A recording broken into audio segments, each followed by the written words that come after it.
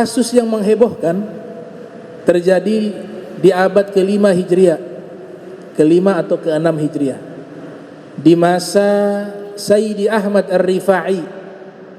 Ada tariqah namanya At-Tariqatu Rifaiyah. Ini pendirinya nih, namanya As-Sayyid Ahmad Ar-Rifai. Mary Simmel mengatakan di antara tariqah yang unik adalah tariqah Rifaiyah, karena ada ritual tuh, debus itu kebanyakan dari At-Tariqah Rifaiyah.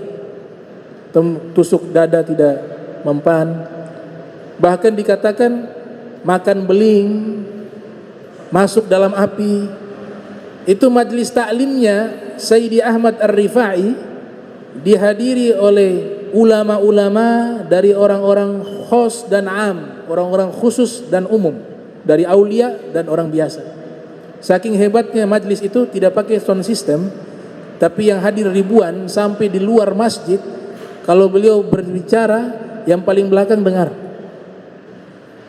Yang hadir bukan naik kuda, bukan naik unta, tapi ada di antara mereka hadir majlis ilmunya Sayyidi Ahmad Ar-Rifai naik singa, naik macan. Tertulis dalam kitab sejarah. Nah, beliau punya keramat. Ini dipadukan mukjizatnya Nabi dan juga keramatnya beliau, dipadukan jadi satu. Beliau waktu berangkat umroh atau haji, berangkat haji, dan juga pada waktu itu Syekh Abdul Qadir Al-Jilani juga hadir, berangkat haji juga di tahun yang sama. Ada puluhan ribu saksi mata. Ada yang mengatakan beliau dengan rombongan ikut hadir menyaksikan peristiwa itu 9.000 orang. Sudah lama beliau rindu ingin ziarah ke pusaran Nabi Muhammad. Beliau buat syair ketika menghadap ke kuburan Nabi dari jauh. Beliau lihat kuburan Nabi, beliau bukan berjalan tapi merayap, dalam keadaan merayap. Kemudian beliau meneteskan air mata sampai di hadapan kuburan Nabi. Beliau buat syair mengatakan, fi halati bu'di ruhi kuntu ursiluha tuqabbilul ardi wahiyya naibati hadhihi daulatul ashbah qad hadarat famdut yaminaka kay tahdha biha syafati.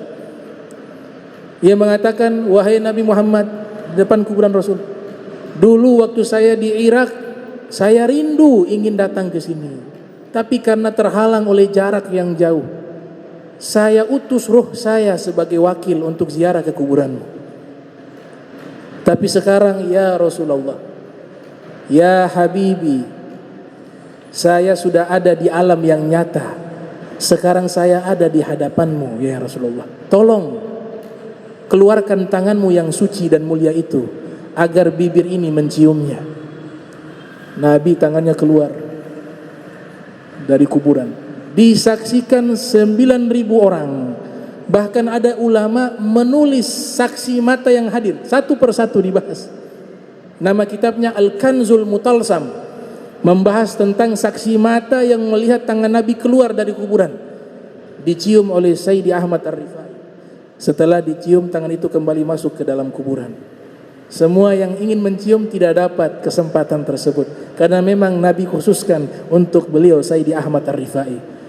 Sayyidi Ahmad Rifai ketika melihat banyaknya manusia menyaksikan hal yang luar biasa tersebut, beliau takut menjadi terkenal, takut dielu-elukan, takut dikultuskan. Maka beliau katakan, kalian lewat masuk ke masjid Nabi, injak leher saya, karena saya adalah hamba yang hina. Seperti itu. Syekh Abdul Qadir Jailani ada di masjid waktu itu, ada di dalam Masjid Nabawi. Jadi ini perkara diriwayatkan oleh banyak orang, bukan satu orang, bukan dua orang, 9.000 orang. Di antara mereka para ulama, para aulia, para umara, para hujjaj, semuanya ada di situ. Jadi satu kitab yang membahas saksi mata yang melihat peristiwa tersebut berjudul Al-Kanzul Mutalsam. Nah, itu bagaimana hebatnya Nabi kita Muhammad sallallahu alaihi wasallam. Beliau itu punya mukjizat banyak. Ya, mukjizatnya masih ada mukjizatnya Nabi Muhammad tidak terputus, masih ada sampai hari ini. Masih ada. Di antaranya mukjizat beliau adalah beliau punya hubungan dengan orang-orang tertentu. Beliau punya ikatan dengan orang-orang solihin, para aulia, para solihin.